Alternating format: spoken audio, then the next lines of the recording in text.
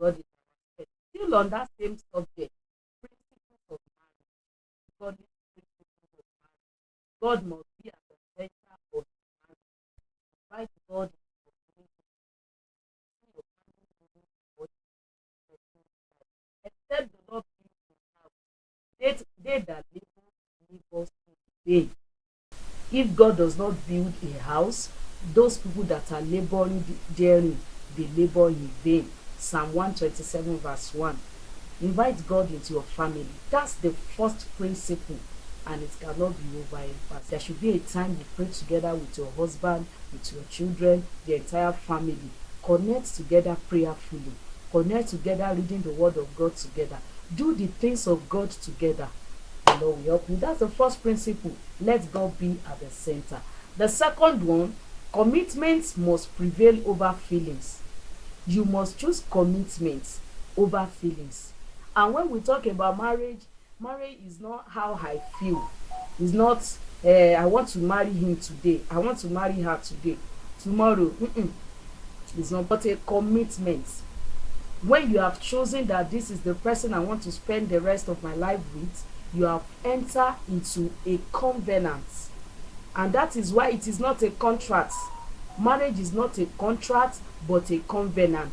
A covenant that requires your commitment. A covenant that requires your dedication. A covenant that requires your sacrifice. There are so many things you sacrifice. There are so many commitments you have to exact on your marriage. It is a covenant, not a contract. It's not a matter of it works out, we are good. If it doesn't, then I back out. It's not done that like that. The way God designed it, you are to be together. You have chosen that man, you have chosen that woman. You have to continue in it. See how you work things out, because it is a covenant. You don't break a covenant. Marriage is a covenant that must not be broken, and it must be chosen over feelings. It is a commitment. You have to be committed to it. You must commit your strength, your energy, everything you have must be committed to that marriage. It is a lifelong commitment. It's not a contract that can be abandoned when feelings fade. You know, sometimes reality dawn on you. Seasons of marriage, there will be a time that you discover so many things about your spouse, and you'll be like, wow, is this what I'm marrying to, and this and that. It will not be something negative, so to say, but there will be a season of challenge. There will be a season of reality, where reality will be done on you. Such a season, you must be committed. Second principle is commitment, not a feeling. It's not a feeling. It's not the yori yori, I love you, she loves me, I love her, this and that. Is not that, but a commitment. Love in marriage is a decision. It's not a feeling. To stay, to work things out, and to grow together even during difficult time. Commitment says, I choose you even when it is not easy. It's not every time that it will be rosy rosy rosy rosy. In fact, when a woman is pregnant, there is a particular thing that she has to shed off at the time of delivery, and that's the placenta. The placenta is useful at a particular stage, but at a stage is no more useful for the woman and even for the baby. So they have to part away with it. So also in marriage too, there are seasons that what you don't like, things that are not easy, will come your way. Things that you don't plan for will come your way. Those times, your commitment is required, your dedication is required. All this must be put in place. You must choose commitment even when it is not easy. You must at the center. The second one, choose commitment over feelings. Marriage is a covenant, it is not a contract. Third principle, love and respect. Love and respect. Love and respect cannot be overemphasized. The Bible says, husband, love your wife even as Jesus loved the church. As a man, God expects you to love your wife. It is a command, a duty that you must discharge responsibly, a duty you must discharge committedly. You are to love your wife. Both of you must show love. You must love each other and respect. You must respect one another. as a woman, it is a principle that you must learn as a woman, to love, to respect your spouse, to respect your husband. That's your head, that's your leader, that's your crown, that's your crown. So you must endeavor to you must endeavor to love your, to show respect to your husband, to your head. That's your head, that's your leader. You must be intentional in showing respect to your leader. Don't just show respect to maybe your, to only your boss.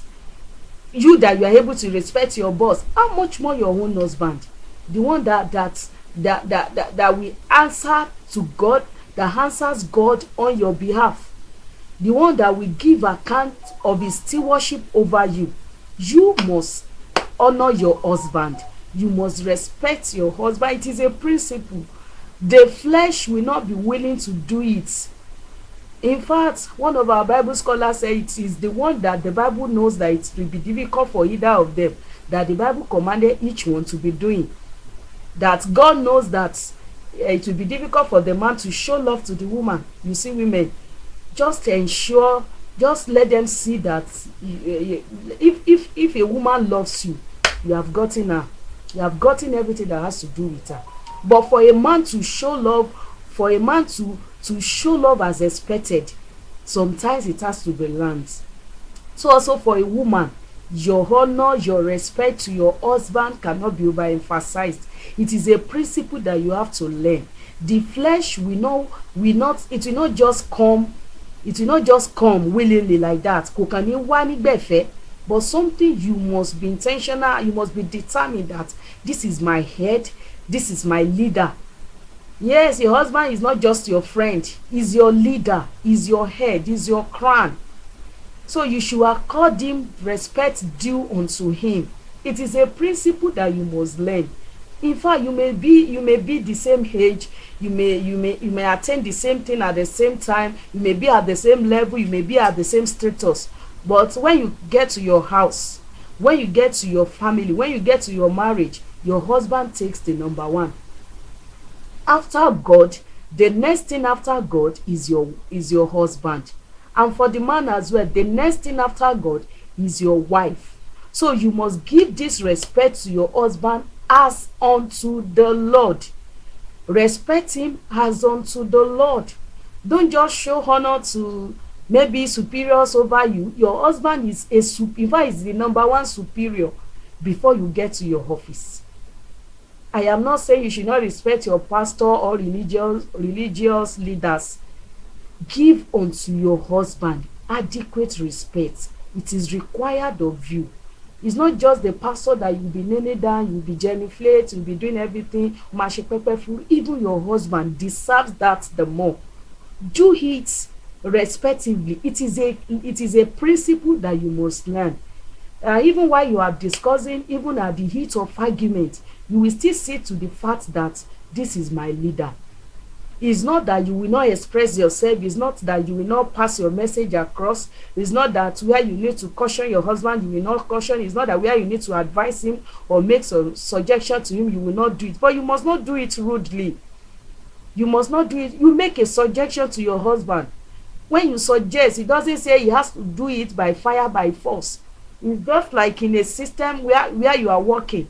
When you make a suggestion to your boss, if your boss doesn't do it, you don't have to crucify your boss for that.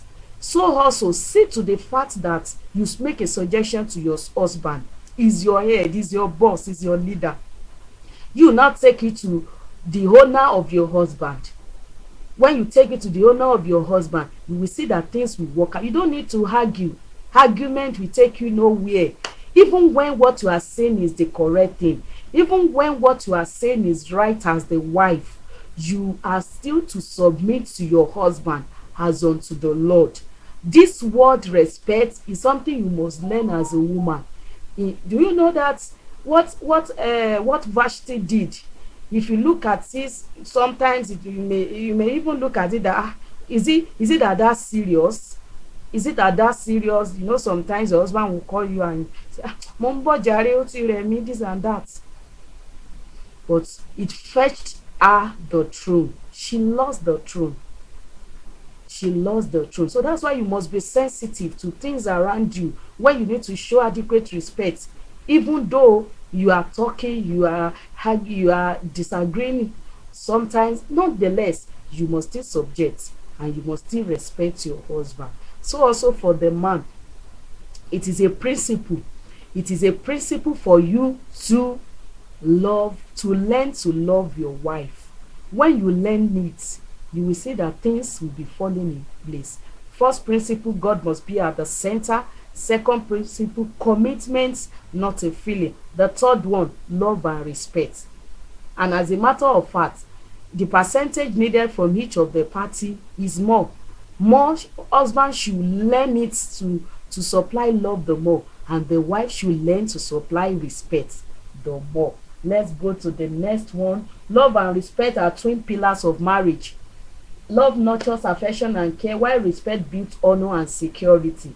When spouses intentionally love and respect one another, the home becomes a place of peace, not tension. There will be no tension. Everybody will understand his or herself. You understand your husband will understand you. This is very, very important. Number 4, communication and understanding. You must be able to understand yourself. Healthy marriages are built on honest and respectful communication. Talking with each other, not at each other. When you are talking at each other, you can use any word. You are not mindful of the word you are using.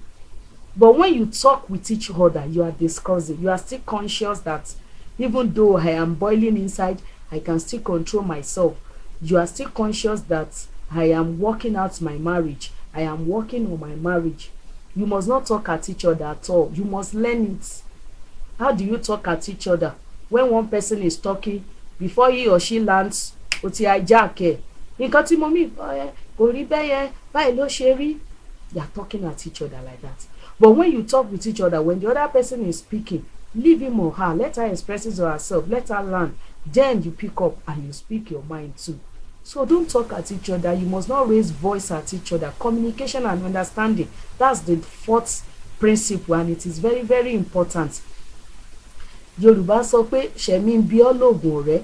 There must be an adequate understanding within yourself, that when you give yourself body language like this, you understand what your spouse is saying. You must build your relationship to that extent that even when you do your hand like this alone, you have passed the message across to your spouse and you understand what you are saying. So communication cannot be overemphasized.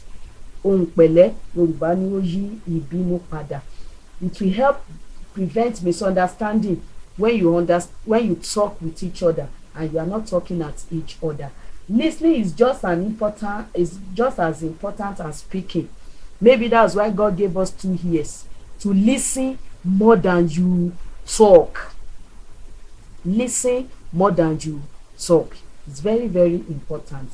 Listen. Learn to listen. Even when you are boiling, try to breathe in 1, 2, 3 before you speak out, so that torí ẹyin ni ohùn tó bá ti bọ́lẹ̀ báyìí ó fọ́ nìyẹn. So when you say something you don't mean, before you correct it in the heart of your spouse, you need to forget such a word will be so difficult. So control, even when you want to express yourself, still breathe in, especially when you are annoyed, when there is anger.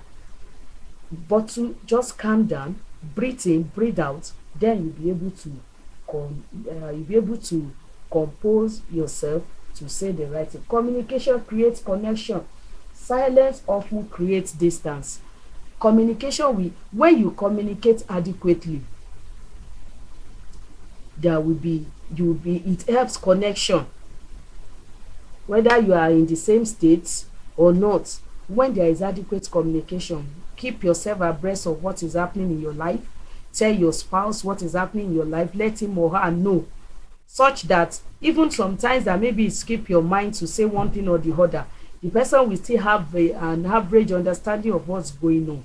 So adequate communication is key. When there is offenses, settle your differences, settle it on time, fight and settle it and move on, so that you can do another one and move on. When you stay on a fight, you don't resolve it, things we nǹkan máa bàjẹ́ jìnnà. So adequate communication, it creates connection, and silence creates distance. When you are keeping to yourself, tó ń kálukú ṣe kókó jábílé, ọ̀nà máa máa jìn, and you no understand each other, emotions are going apart. Communication, that's the number 4 principle: communication and understanding. Forgiveness and grace. Sometimes when you know something, maybe you have an idea or something, as a result of that, you are thinking that this is how you're supposed to do it, this that you must be able to extend grace. Extend grace to your spouse. Extend grace to your spouse. Don't be controlling. Don't control your spouse. As a man, don't control your woman, your wife. Guide her, lead her. Don't boss her around. She's not a slave. She's not a servant to you. She is your better half. So extend grace to her. Don't boss her around. Extend grace. When she does things you expected her to have done better, just try and calm down with her, and you will see that she will be changing as well. Forgiveness. No marriage is perfect because no spouse is perfect. The only person that is perfect is God. Nobody is infallible. It is only God that cannot commit error. It is only God that cannot make mistake. So forgive and move on. When there is issue, when there is something that needs to be resolved, resolve it and move on. When your husband resolve it on time. Forgive. Not that you be saying, that was how you did so time, that was how you did so day. Especially for women, it's good. It is a plus. It is a gift that you can remember dates, you can remember things, the exact time it happened, but don't use it negatively. Don't use it against your husband. That was how you did so day, so year, so month, and so time. Some people can keep such a record. Some people can keep record. Some women can keep record of wrongs. You don't need to keep record of wrongs. Don't keep record of what your husband has done for you that you don't like. And sometimes some men too, they may be petty. They will be keeping record of wrongs. That the wife, she did this, that was how she did. Please grow up and overlook it. Grow up, mature in your marriage, and move on. When every day you just have to be little thing, forgiveness is key. In fact, one of our guys said marriage is a relationship between two forgivers. So you must be ready to forgive yourself and extend grace. How do you extend grace? What you know that your spouse does not know, don't crucify him or her for it. Maybe you are privileged to know a particular truth. Because you know it does not mean this is how to do it, this is not how to do it. You do it calmly. You do it with humility. You do it with patience, so that your spouse will not be battered. Holding on to offenses breeds bitterness, but grace restores love and unity. When you hold on to offenses, you will be embittered. You will be embittered against your spouse. When you are counting wrongs, when you are holding on to offenses, there will be bitterness and there will be hatred, even in your heart, towards your spouse. Marriage thrives when spouses are quick to forgive and slow to judge. Don't judge your husband. Don't judge your wife. Marriage moves very well. It thrives when spouses are quick to forgive and slow to judge. Don't assume for your spouse. When things happen, don't assume that it's because of this that she has done that. Don't assume. Don't judge. Don't judge. And be quick to forgive. Be quick to let go. Number 6, unity and partnership. You are a team member. You are a team. You and your spouse, you are a team. You and your husband, you are a team. You and your wife, you are a team. So make it strong that nobody will be able to come between both of you. When God is number one, you are two, as maybe as a wife or as the man, and your spouse is number three. A cord of three cannot be easily broken. Two are better than one. A cord of three cannot be easily broken. God is the number three that fortifies it. So you must be able to do this, and you ensure that your marriage work well. There must be unity. Bible says, oh, how good and pleasant it is for brethren to dwell together in unity. Partner with each other. Let there be unity among you. Even as you are raising your children, well, your children should know it, that it is what they meet in the mouth of the mother is what they will meet when they ask the father the same thing. When they ask their father something, they should know that the same thing the woman will say. But this one will not happen when there is no unity. This one will not happen when unity is not in place. If the husband is doing his own and the woman is doing her own, there is no way. They will not think alike. They will not dream alike, and their focus is already scattered. So be united with your spouse. You have chosen that man, and be happy with the man. Don't be looking for a man that you don't have. The man you have, work with him, team up with him, unite with your spouse. Don't be looking for a woman that you don't have. Don't be looking for a wife that you don't have.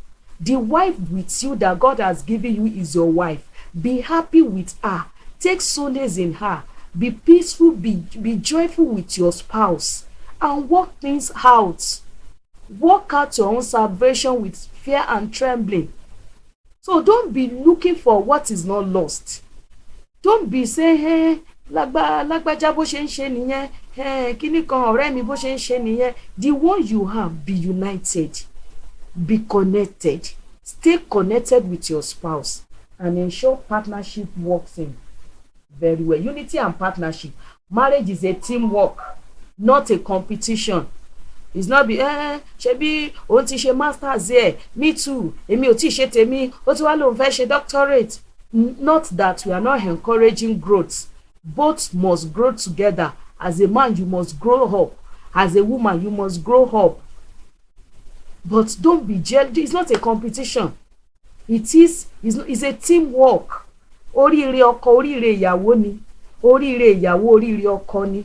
So don't compete. You are a team.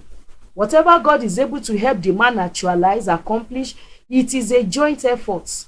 Whatever whatever accomplishment that come into the family through the wife, oríire ọkọ ni. See to it that way. Don't say, òun ni ó ṣà ń ṣe báyìí báyìí. You are together. You are one. The Bible says there are no more two. God has joined you together. So endeavor to team up with your spouse. It's not a competition, but a teamwork. Husband and wife are partners, supporting one another's growth, dreams, and assignments. Unity does not mean sameness, but togetherness of purpose. And when we are saying unity, it doesn't mean that there is no uniqueness in you as a woman. It does not say that there is no peculiarity about the man as the head and as your better half. Unity means pursuing purpose together. When there is togetherness, when a woman is saying something, tí ọkọ náà gbárùkù tí, you will discover their accomplishment yẹn ó máa yá. Their progress will be fast. So it's not that nǹkan tọ́kọ bá ń ṣe náà ni. There is a place of commitment. You are to be the number one cheerleader for your spouse. If your husband is doing something, you must be the number one cheerleader. If your wife is into something, you must be the number one cheerleader. Person that is telling her, that is encouraging her, that is boosting her morale to do the right thing. As a matter of fact, one woman of God shared that it is what a man is saying, whatever purpose, whatever decision, whatever vision, it is the man that God has given the vision.